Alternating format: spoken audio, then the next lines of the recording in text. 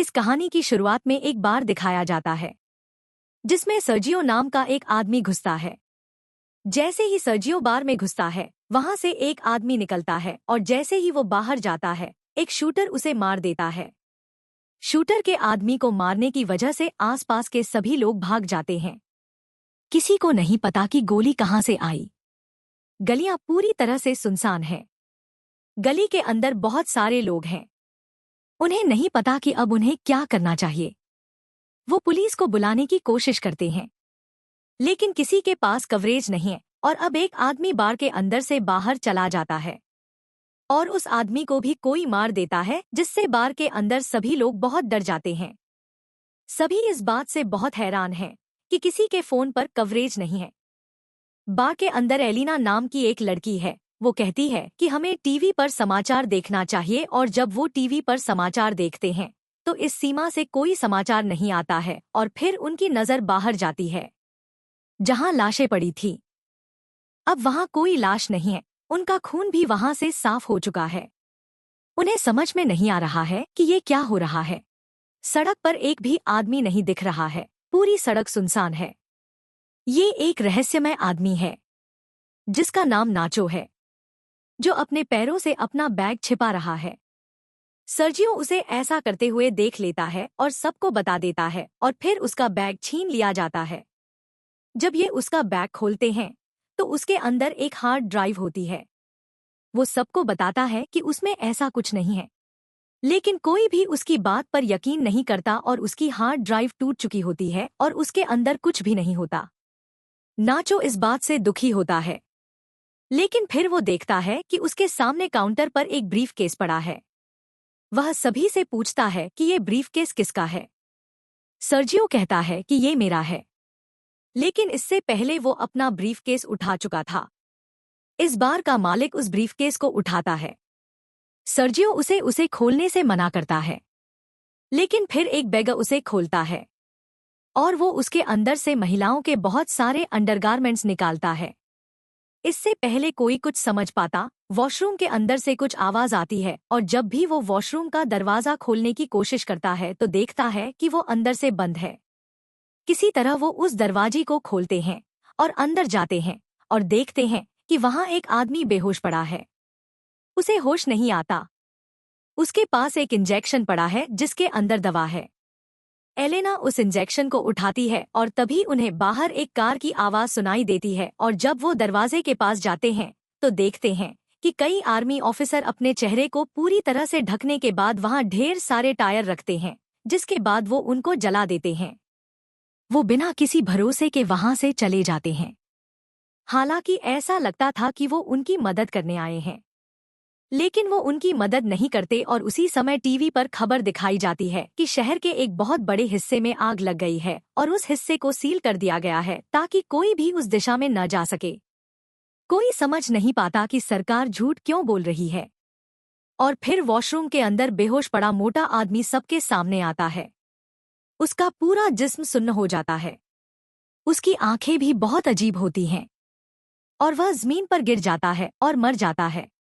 अब वो उसका फोन उठाते हैं और देखते हैं कि ये ऑफिसर उसके फोन में था और कुछ और फोटो हैं जिसमें कुछ लोग पीपीई किट पहने हुए हैं जो किसी भी वायरस से बचाने के लिए है। उनके हाथ में स्प्रे भी है और अब सब समझकर बाहर चले जाते हैं। पूरे इलाके को क्वारंटीन कर दिया गया है और ये जो आदमी अभी इस बीमारी में मर रहा है मरने से पहले उसने कहा कि मुझे मत छुओ, जिसका मतलब है कि ये आदमी इन्फेक्टेड था और इन्फेक्शन की वजह से उसकी मौत हो गई और हो सकता है कि ये और भी लोग इन्फेक्टेड हों। नाचो किसी भी तरह से अपने मोबाइल में सिग्नल पाने की कोशिश कर रहा है। वो एक टेबल पर खड़ा हो जाता है। फिर उसका मोबाइल कवरेज हो जाता है। सबने कहा कि तुम किसी मीडिया वाले को फोन करके सब कुछ बता दो।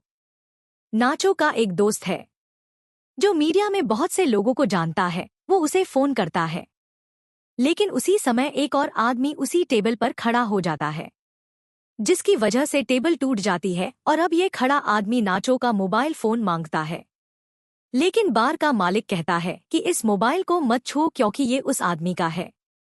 इन्फेक्टेड आदमी की मौत इसी से हुई और अगर आपने इस मोबाइल को छुआ तो आप भी इन्फेक्टेड हो जाएंगे, यानी वो आदमी और जिसने इस मोबाइल को छुआ और वो व्यक्ति, वो सभी इन्फेक्टेड हो गए।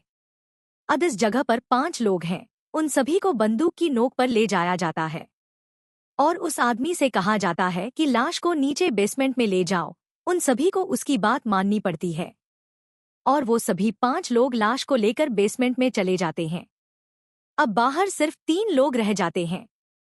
वहां एक महिला का दम घुटने लगता है और वो सभी से बेसमेंट का दरवाजा खोलने के लिए कहती है, लेकिन कोई उसकी मदद नहीं करता और उसी समय वहां रखी कुछ बोतलें गिर जाती हैं। उसका लिक्विड एक तरफ में बहने लगता है और देखा जाता है कि उस जगह पर ड्रेनेज है, यानी वहां से पानी निकल सकता है। उसके साथ मौजूद भिखारी उस छेद को खोल देता है और ऐसा होता है कि वो नाली के जरिए वहां से निकल जाएगा।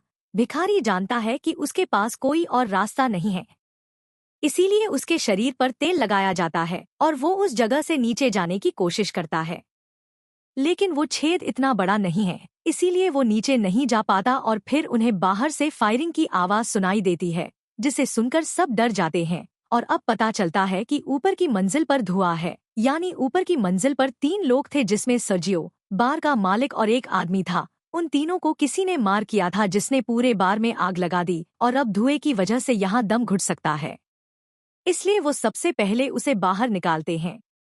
कुछ घंटों के बाद आग पूरी तरह से बुझ जाती है और अब बेसमेंट का दरवाजा बंद हो जाता है, इसलिए सब ऊपर आते हैं और देखते हैं कि चारों तरफ आग के अलावा कुछ नहीं है। उन्हें वो बंदूक भी मिलती है। फिर वो दरवाजे के बाहर देखते हैं और देखते हैं कि कुछ लोग इस जगह को पूरी तरह से सील कर रहे हैं। सभी एकदम खामोश होकर देखते रहते हैं, क्योंकि अगर किसी को पता चल गया कि अंदर अभी भी 5 लोग जिंदा हैं, तो वो सभी भी मारे जाएंगे। और फिर अंदर मोबाइल बजने लगता है और ये मोबाइल उसी आदमी का होता है जो सबसे पहले इन्फेक्टेड हुआ था, जो वॉशरूम के अंदर बेहोश था।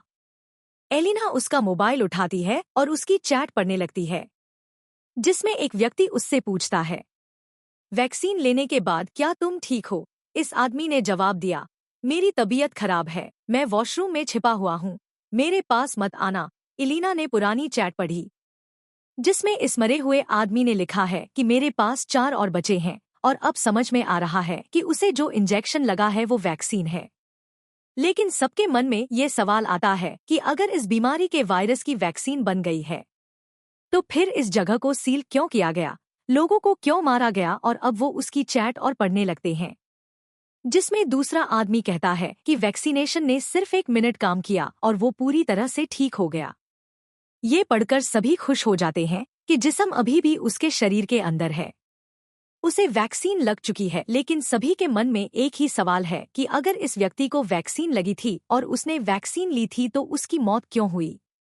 और जब भी वो चैट पढ़ते हैं तो उन्हें पता चलता है कि हालांकि वो 1 दिन पहले से बीमार था, इसके बाद एक बार फिर फोन बजना शुरू होता है, लेकिन पहली कॉल आने पर बैटरी कम होने के कारण बंद हो जाता है। वो किसी भी तरह से फोन को दोबारा चार्ज करना चाह रहे थे। अब एलिना चर्चा करती है कि उसने उससे मैसेज में कहा था कि मेरे पास 4 और हैं। नाचो कहता है कि हो सकता है कि उसके पास 4 और टीके हों, लेकिन अब सभी लाश के पास बेसमेंट में जाते हैं, लेकिन उन्हें कोई टीका नहीं मिलता। जिसके बाद वो वॉशरूम जाते हैं, जहां पहले से ही एक भिखारी बैठा हुआ है। जब उसे वैक्सीन लग जाती है तो वो सभी से पूछता है कि हमारे पास 4 टीके हैं, लेकिन हम 5 लोग हैं, वो कौन है जो खुद की बलि देगा? उसे कुछ समझ नहीं आता और इसीलिए वो बैग से एक इंजेक्शन निकालता है और खुद को इंजेक्शन लगाने लगता है। नाचो उस पर झपटता है, लेकिन वो फिर भी उसके शरीर में दवाई डाल देता है, जिसके बाद वो नाचो की बहुत बुरी तरह पिटाई करता है। इन दोनों के बीच कहासुनी होने लगती है। बिना नाचते हुए भारी भरकम होकर उसे पूरी तरह से घायल कर देता है और उसकी बंदूक छीन लेता है। टीका लगाने के दौरान वो बेसमेंट में गिर जाता है, जहां पहले से ही एक लड़की मौजूद होती है। वो वैक्सीन उठा लेती है, लेकिन गलती से वैक्सीन उससे छूटकर ड्रेनेज होल के अंदर चली जाती है और अब चारों सोच रहे होते हैं कि वैक्सीन को वहां से कैसे निकाला जाए। वो उनके बीच में सबसे पतली लड़की है। वो उससे अंदर जाकर वो दवाई लेने का कहता है। पहले तो वो मना करती है, लेकिन बाद में मान जाती है। इसके बाद उसके शरीर पर तेल लगाया जाता है और उसे उस छोटे से छेद के अंदर धकेल दिया जाता है। जिसकी वजह से वो बड़ी मुश्किल से नीचे गिरती है, जहां चारों तरफ गंदगी है, क्योंकि उसे पता है कि ऊपर 3 लोग हैं और सिर्फ 3 वैक्सीन बची हैं। सर्जियो सबको बताता है कि अगर आपको वैक्सीनेशन चाहिए तो आपको नीचे आना होगा, जिसके बाद वो छेद को चौड़ा करना शुरू कर देते हैं। एलिना बाहर निकलने का रास्ता तलाशने लगती है। थोड़ी दूर जाने पर उसे बाहर रोशनी दिखाई देती है। सबसे पहले वो वैक्सीन को वहां छिपा देती है। इसके बाद वो ऊपर जाती है और ग्रिल के दूसरी तरफ से देखती है कि वहां सिक्योरिटी है, जो उसके टीम के साथियों को जला रही है।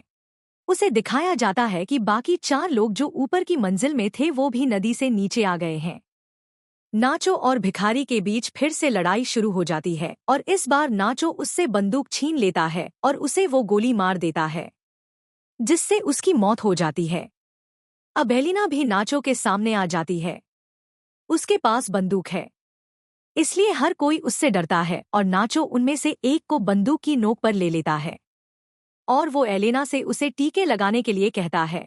हालांकि एलेना कहती है कि मैं तुम्हें टीका नहीं लगाऊंगी और फिर नाचो उनमें से एक को बंदूक की नोक पर ले जाता है और कहता है कि अगर वो मर गया तो हमारे पास 3 टीके हैं, हम तीनों लड़ सकते हैं। लेकिन सभी उसे शांत कर देते हैं। हालांकि नाचो ऐसा इंसान नहीं है, उसने जल्दबाजी में ऐसा किया होगा और अब एलिना उन सभी को अपने साथ बाहर ले जाती है जहां उसने टीके छिपाए हैं, और जब भी वो आगे बढ़ते हैं तो नाचो और एलिना आगे बढ़ जाते हैं। नाचो ने जिसके शरीर के ऊपरी हिस्से में चाकू मारा था वो उसे पानी में डुबोकर मारना चाहता है ताकि लड़की की सारी उलझनें खत्म हो जाएं, लेकिन नाचो ऐसा करने से मना कर देता है। वो कहता है कि वो हमारे लिए बहुत खतरनाक था, इसलिए मुझे उसे मारना पड़ा, लेकिन अब कोई और उसे नहीं मारेगा। और जो लड़की उस आदमी को डुबोने की कोशिश कर रही थी वो नाचो से कहती है कि तुम मुझे मार दो। हालांकि नाचो उसके शरीर के ऊपरी हिस्से में चाकू मार देता है, लेकिन वो गोली मारने नहीं गया, जिसके बाद वो महिला नाचो से बंदूक लेकर यहाँ से चली जाती है और खुद को मार लेती है। उसकी मौत से ये तीनों लोग बहुत दुखी होते हैं और अब उन्हें 3 इंजेक्शन लगते हैं और ये 3 लोग हैं। तीनों एक एक इंजेक्शन लेते हैं, लेकिन उससे पहले वो अपने शरीर में इंजेक्शन लगाते हैं। जो अभी भी जिंदा है वो एलिना और नाचो को पीछे से मार देता है। एलिना और नाचो अपनी जान बचाने के लिए यहाँ से भाग जाते हैं। भिखारी, जो अब पूरी तरह से गुस्से में है, पूरी तरह से पागल हो गया है, वो उन्हें मारने के लिए उनका पीछा करता है। एलिना और नाचो ऊपर की सीढ़ियां देखते हैं। वो दोनों ऊपर की सीढ़ियों की ओर बढ़ते रहते हैं और उसी समय एलिना के हाथ में चाकू लग जाता है और वो नीचे गिर जाती है। भिखारी भी सीढ़ियां चढ़ रहा होता है और वो नाचो के पैर पकड़ता है, लेकिन पहले वो नाचो को नीचे खींचता है और नाचो के पास जो वैक्सीन है उसे एलिना को देता है, जिसके बाद वो नाचो को बिना किसी सहारे के नीचे खींचता है। वो दोनों नीचे गिर जाते हैं और मर जाते हैं। एलिना के पास वैक्सीन है और वो वैक्सीन को अपने शरीर में इंजेक्ट करती है और उसका ऊपरी शरीर धड़कने लगता है। वैक्सीन को खोलने के बाद वो बाहर जाती है जहां बहुत सारे लोग हैं और इस जगह से आगे का इलाका सरकार की तरफ से पूरी तरह से सील कर दिया गया है।